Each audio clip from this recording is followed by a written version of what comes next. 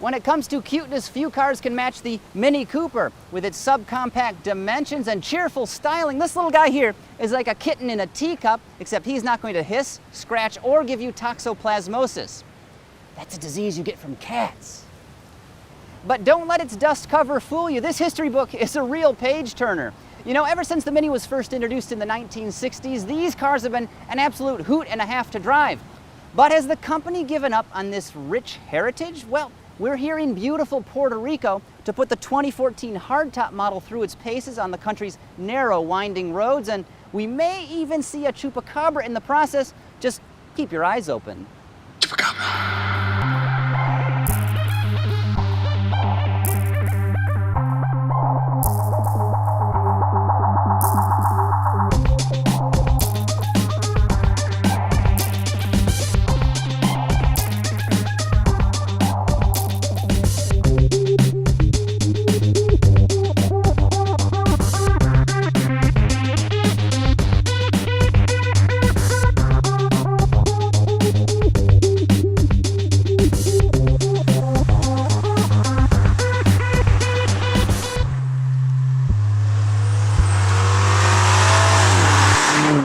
Obviously, this Cooper hardtop draws a ton of inspiration from its predecessor. I mean, can you even tell them apart? Frankly, I really can't. Though to be fair, I do have trouble seeing color, shapes, and movements. Now, despite being designed doppelgangers, there's actually a laundry list of differences between these two vehicles. In fact, the 2014 hardtop here rides on a brand new architecture, and its engines are all new as well.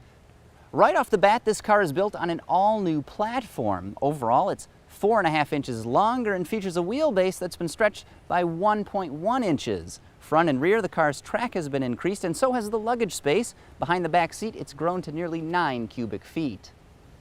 These dimensional enhancements are supposed to make the car more functional for cargo as well as more comfortable for passengers, although overall it feels a little bit disingenuous because this Mini ain't so mini anymore, and when you stand next to it, it seems noticeably larger. But putting the tape measure away, here are a few numbers I know you're going to be a lot more interested in. The 2014 hardtop's base engine is a 1.5-liter turbocharged 3-cylinder engine that pumps out 134 horsepower and 162 pound-feet of torque.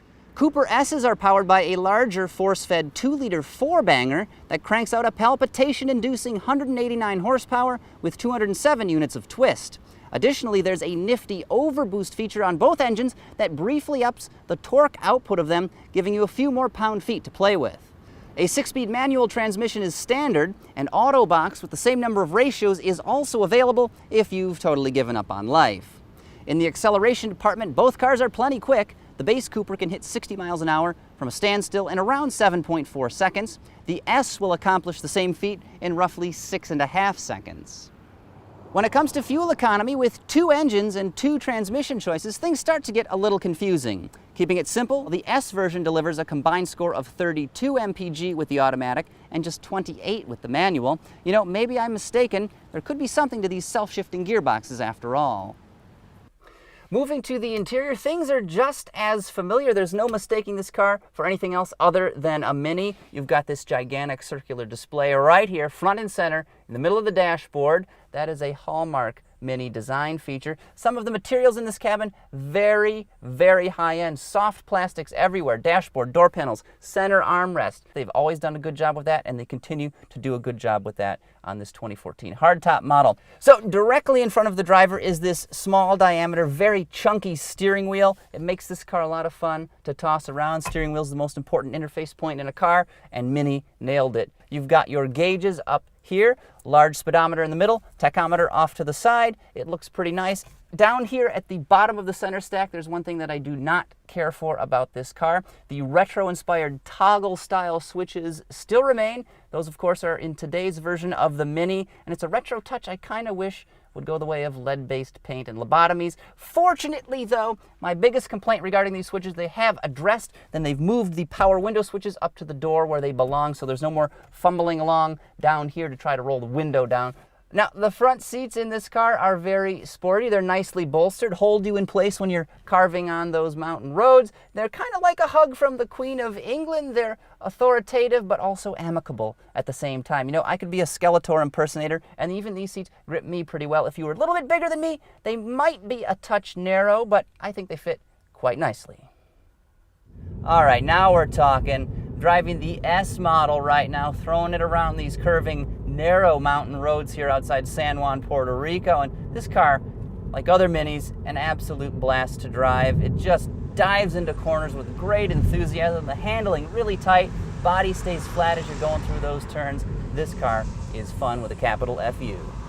Of course, the S model features that 2-liter turbocharged 4-cylinder engine, and it doesn't put out quite as much power as other similarly sized power plants from other manufacturers, but I kind of think Mini was going for a fuel economy play, and in any instance, it's still plenty of go. You nail the throttle, the car accelerates quite well, plenty of power to get you into trouble. So this particular test car happens to be equipped with that 6-speed automatic transmission, and it almost feels like a dual clutch automatic when you're on this car. When you're driving it hard, it'll bang off upshifts really quick, but if you're just going about your business slowly, steadily, she'll slur between gears really well. It's a nice transmission. Now there's a little ring that goes around the base of the shifter, and that lets you change between the different driving modes. I've of course got it in sport setting right now. Gives you aggressive throttle tip and even makes the engine sound a little bit huskier when you get on the accelerator. There's also a mid mode setting for, I'm assuming, normal commuting. And then of course there's a green mode for eco-friendly driving, though it does noticeably dull the responsiveness of both the engine and transmission. One other feature I got to talk about is the heads-up display that this car is equipped with. Like we've seen on other cars, notably the 2014 Mazda 3, you've got your speed, a nice reminder right there in front of you on this little plastic display screen that pops up. And if you don't want it, if you find it distracting, just hit a button here. The bottom of the center stack tucks right away into the dashboard.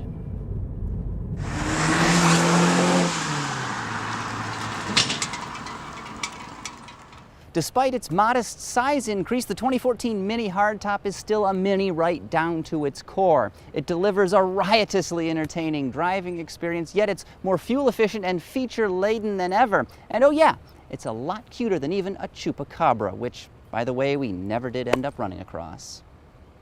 Chupacabra!